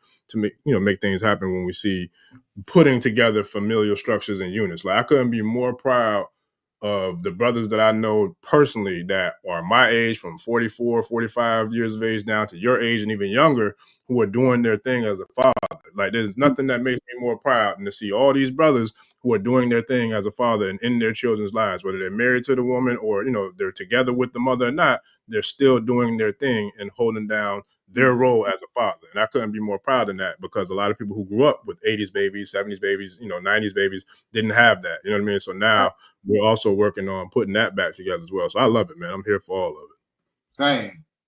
That's Yes, what it's sir. all about. It starts in the household. The man's Yes, the sir. law, the woman is the order. And Yes, then sir. the woman is out of order, the whole civilization is out of order. And when the whole Right. civilization is out of order, the whole universe is out of order. And what put the woman out of order? Patriarchy, the moon, Mhm. energy of the Mhm. moon. That's what we call the sleep spell of King Gu. So when the woman gets under the sleep, get from under the sleep spell, that's when she's able to resurrect the black man, to where she's able to give orders to the man, and he's able to lay down the law. That's what's going to create the balance. Yes, sir. That's facts. Shout out to brother Dre Mills for the super chat, man. We appreciate you. He said brother Bdell was Dr. Freeman's son. I don't understand that question. Are you familiar with what he might be Dr. asking? Freeman, I don't. Is he a Freemason? I'm not sure what brother Dre, if you could repost your text or your comments. Is Dr. York a Freemason? I think that's what he is asking. I'm not sure. Maybe. Well, if I that is the question. lose a little bit. I'm just using it off that. Yeah, and if you could shoot your comment, brother Dre, before we log off, I'll bring it back to the forefront. I appreciate the donation too, family. But yeah, so real quick, because I know we're running close to the time, we got to wrap up. Do you want to? Okay, yeah, it was. Okay, so here it goes, bro. So yeah, he was saying it was Dr. York a Mason. We all are Masons. Look at your hand. Mm. You got him right there for a reason. 306 degrees of the physical, 360 degrees of the spiritual. You put them both together, that's 720 degrees of knowledge. 7 plus 2 plus 0 equals 9. That's 9 ether. So, like I said, all are Masons, but you're not a Freemason. It's kind of like the delineation process when you have a Ooish Persian and an Oo. You know, like I said, just by who we are as indigenous people, because we are the ones who built this land. We are the ones that belong to the land. So it even tells you, I think it's in a Oriental Freemason book. It's an Oriental Masonic book. It tells you that the true Masons are the melanated people, the indigenous people. It's not the European. This is why Europeans, they under the Hiram Abiff, and so this is why they got the sword on their fez, and it's tacked down with, you know, different, you know, you're not supposed to put symbols or whatever on your fez because it's a sign of deviancy. You're not supposed to. You know, fez. Yeah, I didn't mean to interrupt either, but it's funny. I always wondered about that. I wasn't quite sure why their fairs looked different. You're talking about like the Shriners and all them, right? Yeah, because you notice, like I said, Hiram Abiff, that's they under the sword. The reason they under the sword because that's who the one that they took orders from. That's who was above them. And that's when you get into the blackamoors and the black nobility. They under the sword because the sword is a representation of a katana. A katana is a sigil of the moon. So they under the moon energy. That's why all forms of monotheistic religion corresponds with the moon and Saturn. That's what keeps you boxed in mentally and spiritually. I say. Yeah, that's dope. I got one last quick one before we get out. I know it's about that time. So where was it? I think they said can't wait until this ish completely fall too. The moon fall too. So do you know anything about anything like that as far as the moon falling or being removed out of this solar system based upon it was something that was told in anyway? Yeah, because I told you, I've told people once before, is that the moon is actually it's a draconian mothership. It's a draconian mothership that has a supercomputer, and that supercomputer is controlling the gematria system because everything in a simulation is mathematical. Everything works on the frequencies of numbers. So when you look at the matrix, the sigil of it, the numbers, the zeros and the ones, the zero is the embodiment of dark matter energy, but the one represents photon. And that photon is created when you're able to bend light photons, which is subatomic particles, which gives you the illusion of physical reality. So that's why I said the moon is working off a holographic projection of what you call the magneto-hydrodynamic Cassini gaps on the rings of Saturn. So that's why, like I said, they call it the Saturn moon matrix, because they use the moon as a catalyst to project the energies that mimics the energy or the perception of planet Earth, basically. So that's why when you look at the moon, sometimes it's basically corresponding with the geographical layout of the world. Basically, it's a projection that is operating off fractions of light that's connected to the rings of Saturn. Yes, sir. That's deep. And I'm sharing the cash apps in the comments. Alchemist Couture, babe. We appreciate you. The love, support, cash apps, everything. We appreciate all the love and support, family. So I know we got to roll out and wrap it up, bro. So real quick, do you want to share anything? I know you got a couple things you got popping coming up. I'm thinking like this week or whatever. So if you want to plug anything that you got popping, that you got going before we get back to it, man, it's all yours. And I definitely, do what I could do to put it out there. Okay, yeah, I'm still working on my book. I still got stuff coming up with Yaki this week. And also, I'm going to be at Stone Mountain on June 28th. And I got some other things in the works or whatever. I got the Knowledge Fest in Louisville, Kentucky. I think that's around in August. So I got a lot of stuff that's going on. I'm not going to be going to the Quantum Fest in Houston. So I'm not going to be going to that due to, because I got full custody of my son. So I got to, transmutate that energy, to something else. So yeah, that's pretty much my layout for everything that I got going on that's coming up. Ashe. Oh, no, I appreciate it, man. I got it, I'm eventually going to put another video out too. So, and then we also got me, you and Rod coming up June 6th, right? Yeah, boy. Listen, I was going to share that too, but look, I just locked it in with the big chief right before we jumped on here today. So we look, me, you, and Big Rod, we're gonna do it the big three-way. We ain't the Miami Heat, but we're gonna bring that heat. Okay. So yeah, we're gonna have. We're gonna bring the ether. Hey, look! I was studying and reading notes during the Bdell show. So yeah, we're gonna bring that 9. Look, that might be the title of it, the big 3. 9 ether. I got that in my tablet. Oh man, I ain't got the actual physical publication. I got it as a PDF, so I got it on my computer and I got it on my tablet. That's a great book, bro. Their whole series is great. You done turned me on to something because I didn't know they had it on the PDF. But I don't know I got the whole series, but I sure got quite a few of them because I got that one. I got let me see. I got the science of technology and the science of sciences, science in sciences, the Pata technology. I got that one too. Yeah. So hey, y'all family, check out African Creation Energy. I got some other books too. Hold on. Okay. I got you. Yeah, y'all check out African Creation Energy because they definitely got some dope powerful books, man. Powerful books. I've been on their stuff probably I can't even remember how long it's been. It's been at least, I don't know, maybe 6-7 years or more. I've been rocking with their publications. So yeah, they got a lot of the stuff that we talk about on the channel, family. You can find in that African Creation Energy series. They definitely dropped my other book. All my books is at my other house. I ain't got my other books. Yeah, nah, it's all good. Look, and it's another thing I need to do too is like start doing like maybe book lists or book recommendations because I like to share a lot of books. When I do the shows, just for so people can get receipts from where a lot of this information comes from because this isn't something that I just started doing. I've been studying all this work since 14, man. So it's like I'm like you. I have been quiet all these years, and I would just talk to people in regular conversations and only when they asked about certain stuff, because I've never been that type to kind of try to force my thoughts or views or visions on anybody else, you know what I'm saying? But if you ask me, I'm going to give you what I got, but I ain't finna run up on you, you know what I'm saying, trying to preach to you. That ain't how I move, but I do give thanks and gratitude for the alignment of being able to now share all this information that I've been researching and, studying and kind of like just taking and putting it into my vault, man, and now being able to align with brothers such as yourself who have the same, you know what I mean, same passion and the same, I feel like the same path in regards to the work that you've been doing with being a student, of metaphysics and a student of knowledge. So understanding, overstanding, understanding, and understanding. So with that, I give thanks to you, bro. I ain't gonna hold you up because I know you got to make some moves, but I definitely appreciate you, brother. I definitely salute you and keep on praising the work that you're doing over there at the Bdell 1014 channel, as well as on Instagram. And man, keep doing what you do. And shout out to the tribe, shout out to the family for all the love and support. We definitely appreciate each and every single one of y'all. And yeah, you got anything else before we shut it down? Well, we can still. I still got room for a couple more questions. Okay. Well, shoot. A couple more questions.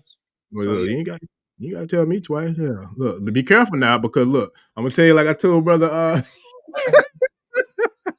think it was brother Sifu Oyisun. We was talking about the shrooms and all that. He was like, man, I can keep going. I said, be careful, boy. I said, because we'll be here all night messing around on the trial. They will stay and keep going. Yeah. So you got to be careful what you say, because they're gonna bring them to you now. You can shoot. So but man, so I got some more I did put to the side to bring up. So shout out to brother Raheem Young. He said, do we black folks get superpowers or nah? See, that's what I'm talking about. You got to heal first. How you going to tap into your power, you know what I'm saying, and you ain't did the work yet? See, this is why you got villains in superhero movies, right? The reason, like I said, once you get the power, you're going to weaponize the information. You're going to weaponize the knowledge. You're going to weaponize your spiritual power because you haven't healed yet.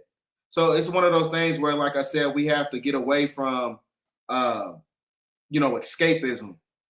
You know what I'm saying? Like, we all want to hear about the Anunnaki and superpowers and things of that nature, but we have to be very practical about our approach when it comes to spirituality.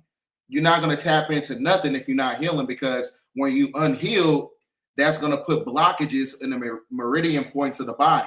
You're not going to receive those transmissions. You're not going to receive those downloads. So, like I said, the best way to, heal, just on an energetic level, on a physical level, get massages, be gentle with yourself, sit in the steam room, go in the sauna. Once you heal mentally, physically, and spiritually, that's when you open yourself up to those doorways to get access to certain information to where you tap into those so-called powers. But you got to heal first.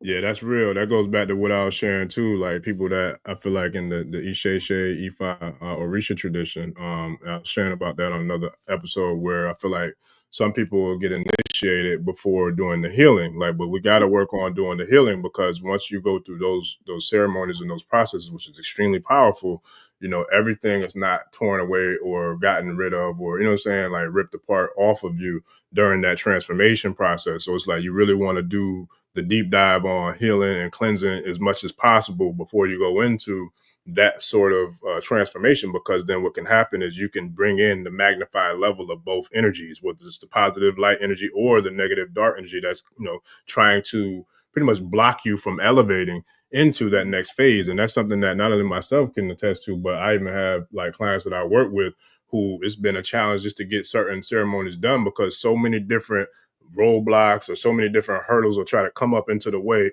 to block those ceremonies happening. But what I always share in regards to like reassurance is that you have to be focused and patient, because just as you're elevating your light body and you're elevating your frequency to a much higher level, especially when you have some of these sacred ceremonies done, the dark forces who are trying to use you as a host, as a parasitical energy or entity, they're also going to try to elevate and ramp up their attempts to block you and hold you down from getting to that pinnacle, from getting to the top of that mountain, from getting from the third to the fifth, from getting, from the root to the crown like chakra. So it's like, we got to elevate with, the forces that are guiding us.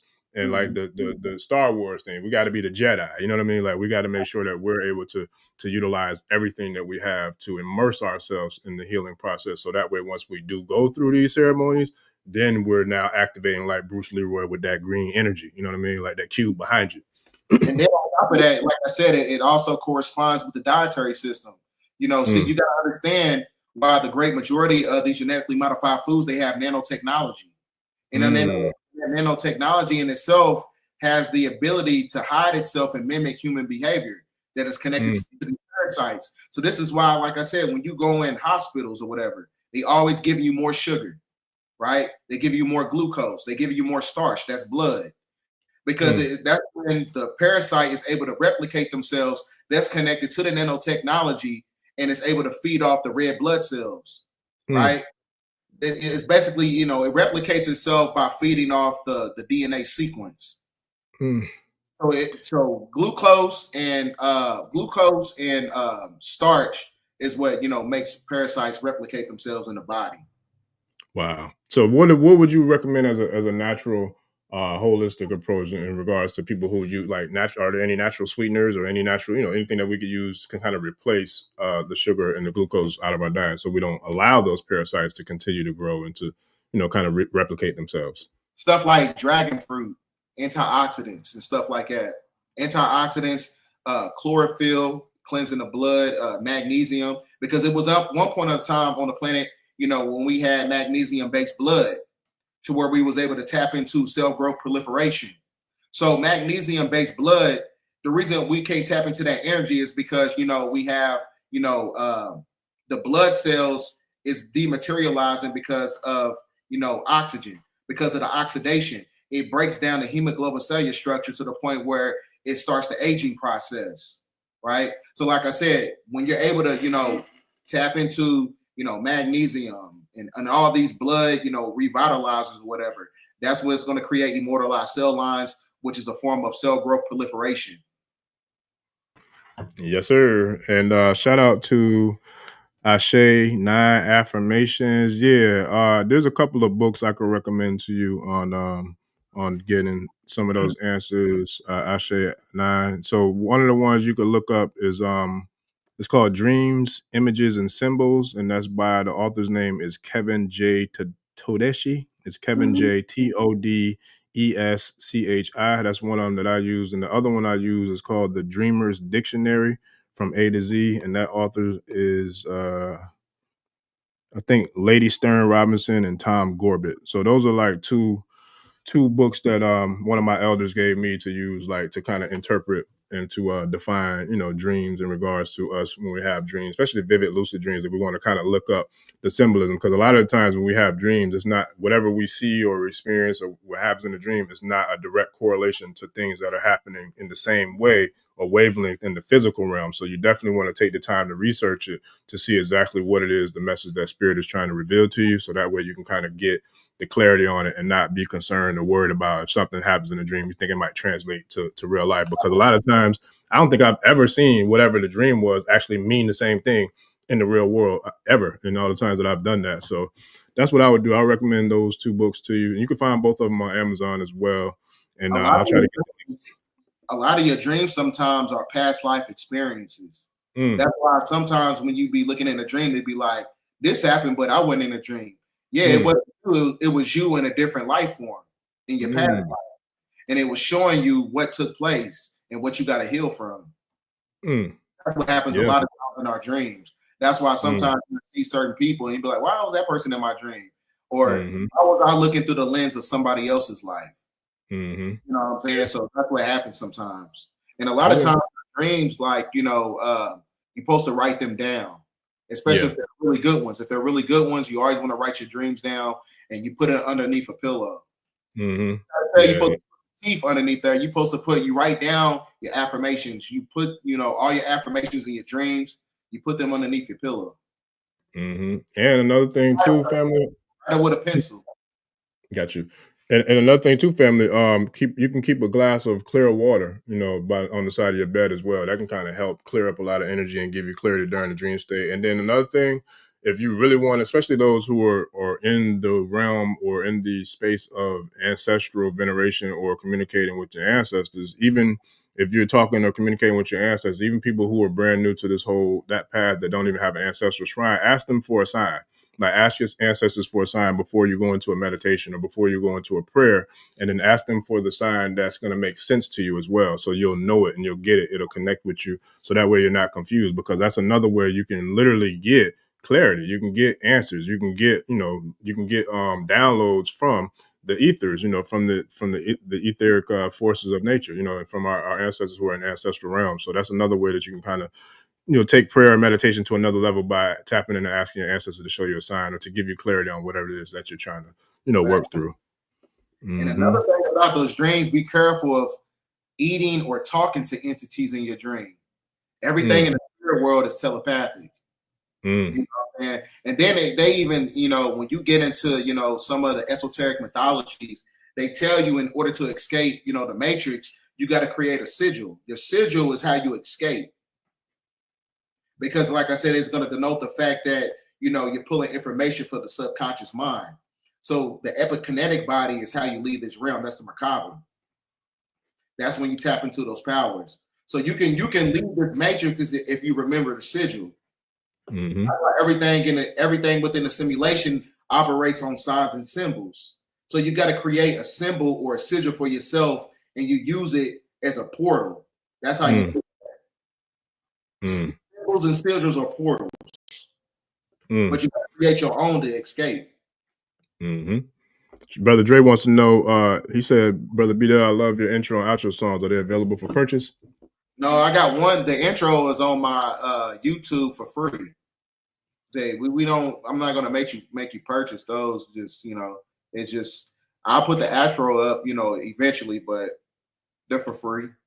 That's what's up. Who's the artist on it? He remind me of 3000 a little bit. He remind me of Dre 3 Stack. One guy, his name is Hola Sheeple. I don't think he makes videos no more. And there's another guy. He actually lives like around my area. Okay. And he made that song some years ago. And Striving for Greatness. Yeah, no. Striving for Greatness is Hola Sheeple. Oh, okay. And, the other one was from a guy from where I live at. I got you. Yeah, no, they dope. I definitely do. The Land by Bangara Smooth.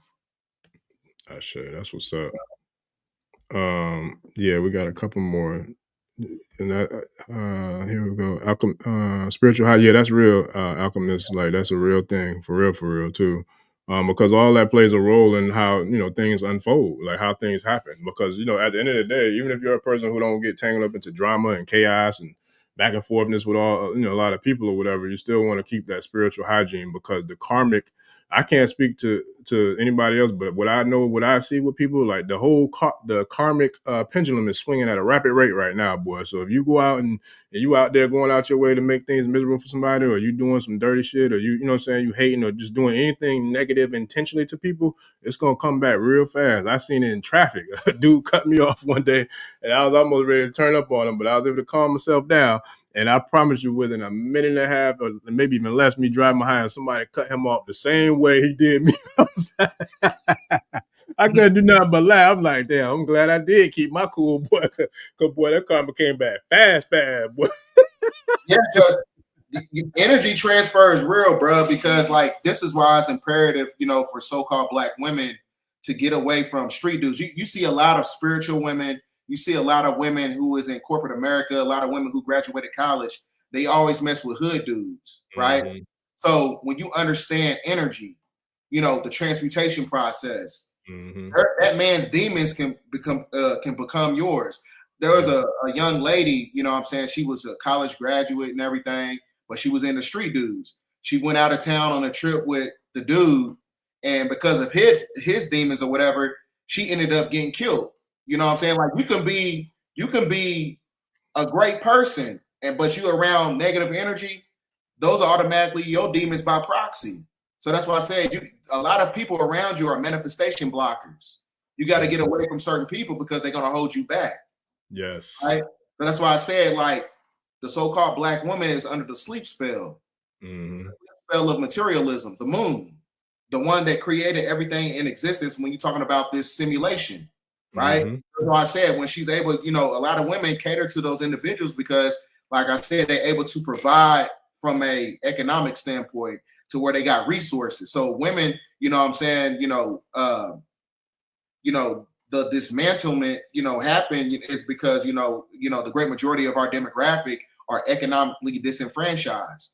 Mm-hmm. You know what I'm saying? So now the black woman, she's looking for other men, and she don't care if she did a white man. She don't care if she did a drug dealer. She just wants somebody to pay them damn bills. So like I said, it's the sleep spell of materialism. So you got to get away from these energies that's holding you down.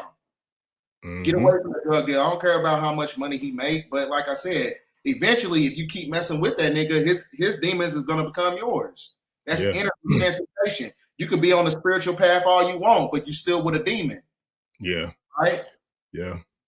That's so real. And that's something that I speak to the young kings about all the time, man, about who you surround yourself with, because what they say, your network determines your net worth. Yeah, that's true too. But also you got to also know that, you have to be able to differentiate your assets versus liabilities, because you got some people who, they might be in the streets or and you, like, for example, okay, shout out to, this is a real life story.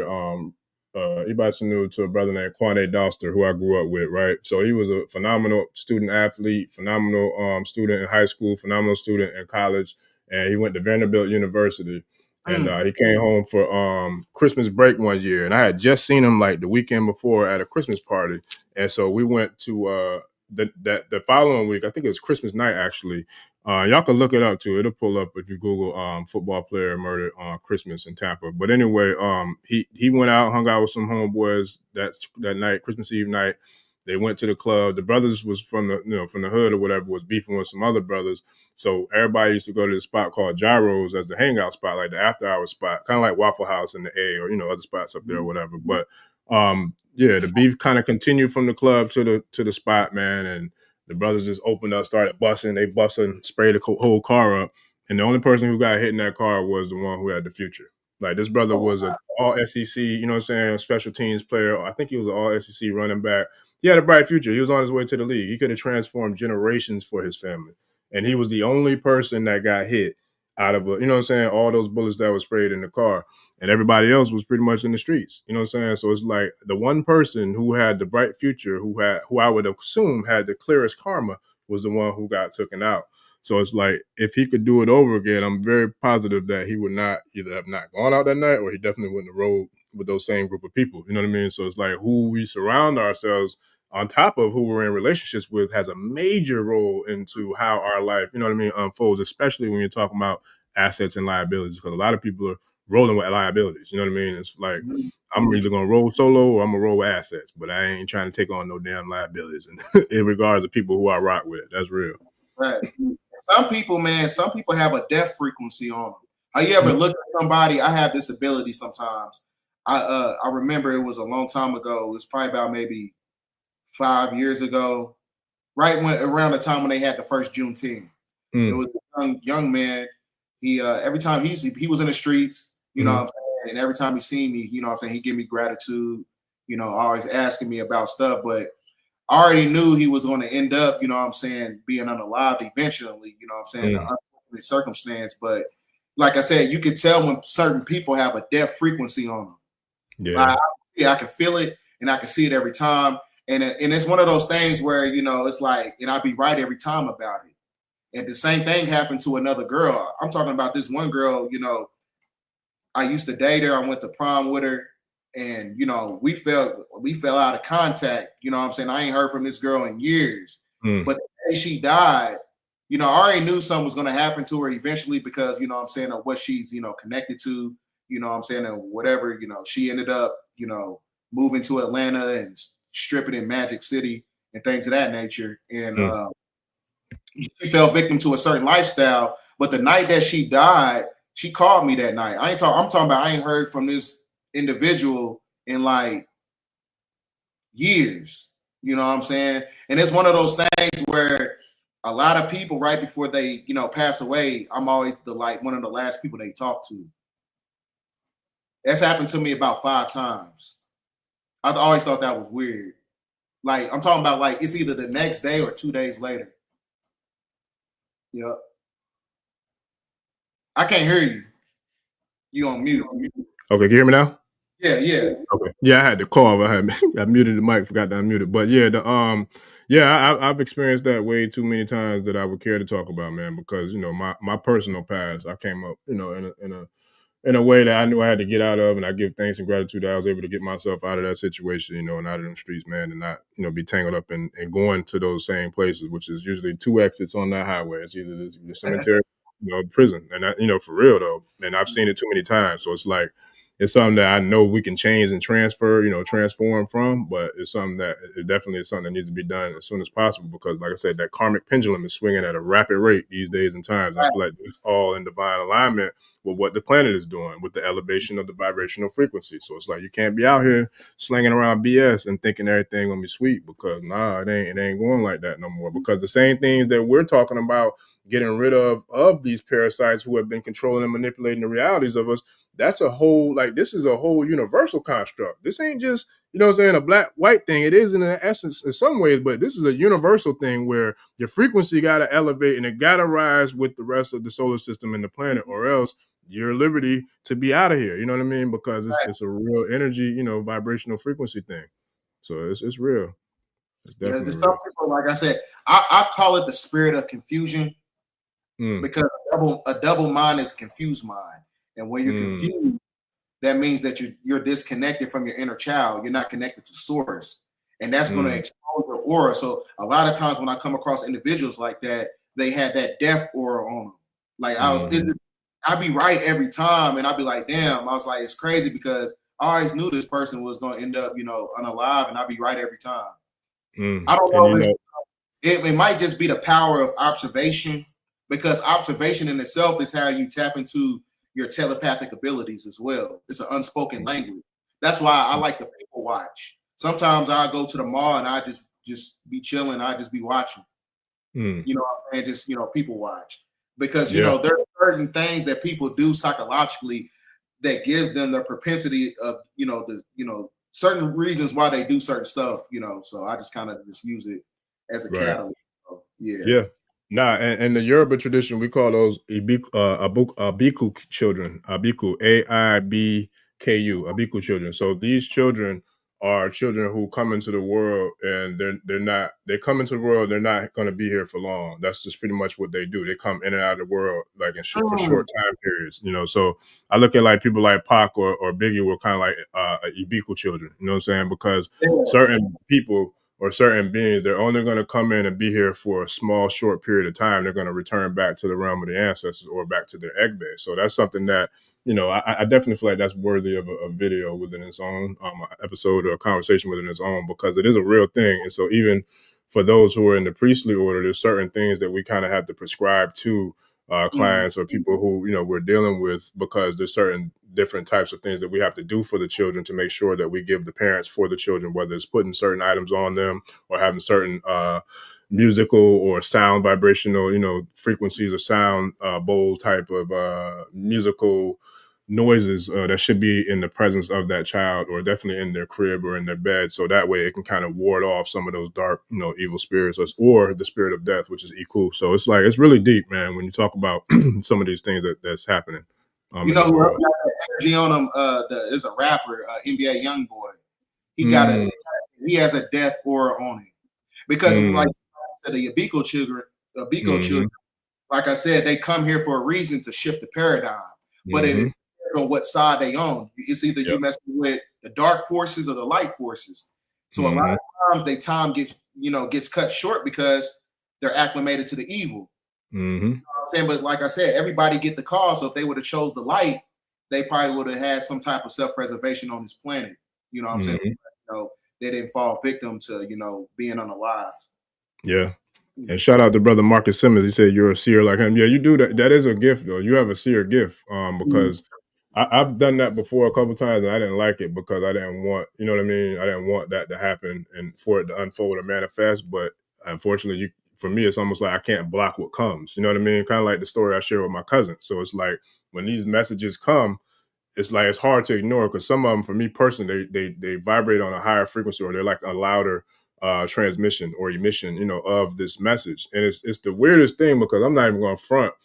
I really cannot figure out a way to describe, and I hope it might be somebody in the audience that might could do it better than me, but how to describe when these messages come, because it's not an audible. It's not like I'm talking to you type of sound, and it's actually not a visual either, but I call it a telepathic text because it's a sense of knowingness, and it is a communication, and it does happen, you know what I mean, frequently too, but there's different ways, and there's different, I feel like different, I guess, stations maybe.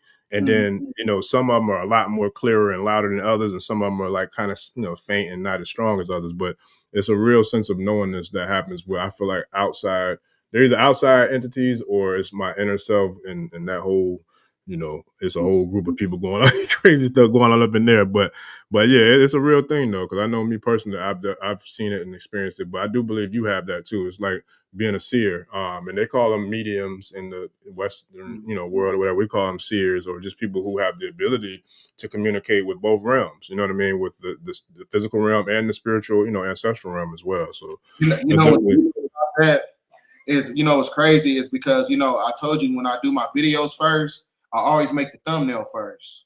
Yep. I never formulate my presentations with the information first.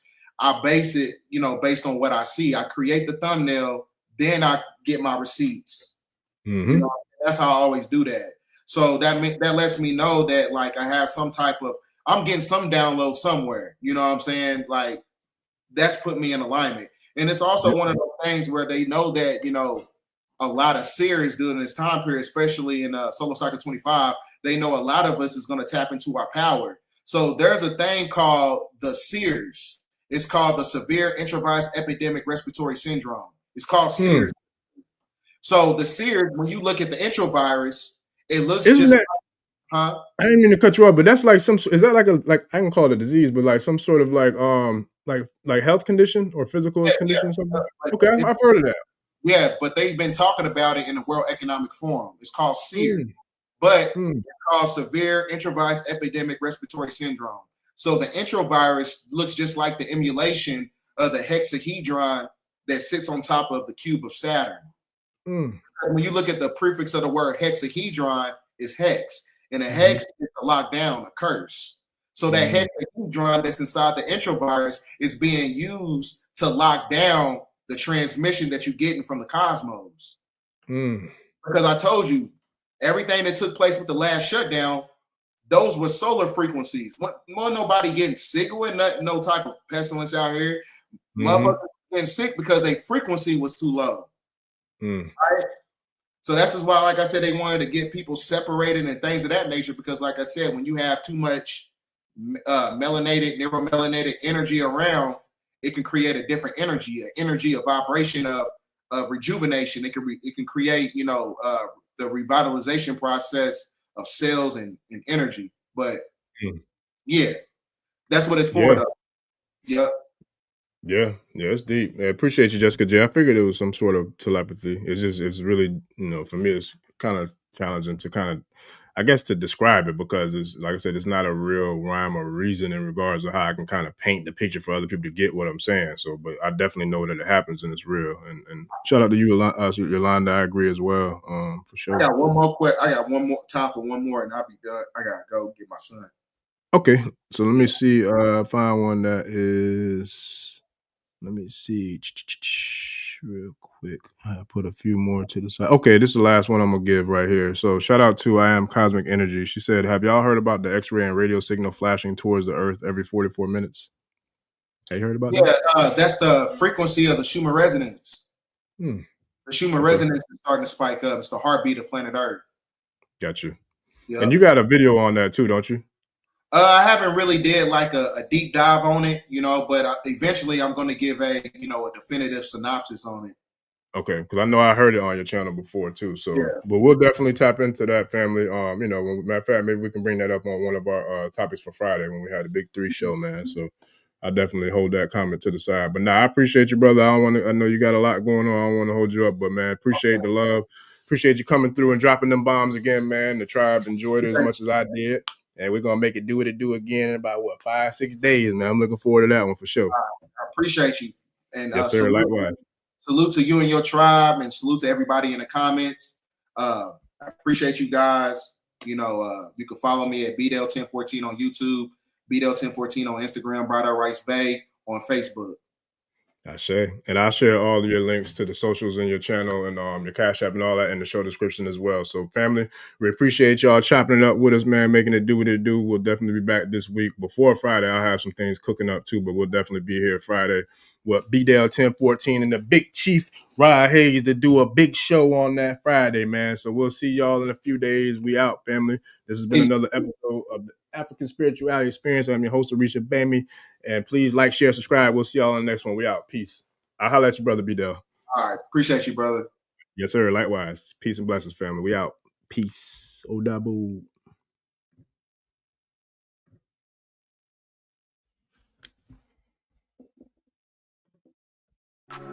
ẹni tó gbàgbé ilé sàpò ìyàgbọ́ tẹ́ǹtì ẹni takísà ní tàtàn ò bá padà sílé anítìjàkọ ẹja lọ pé eégún mo sì ẹni gbẹ́rẹ́ ìpàkọ́ forsake not your ancestors and pray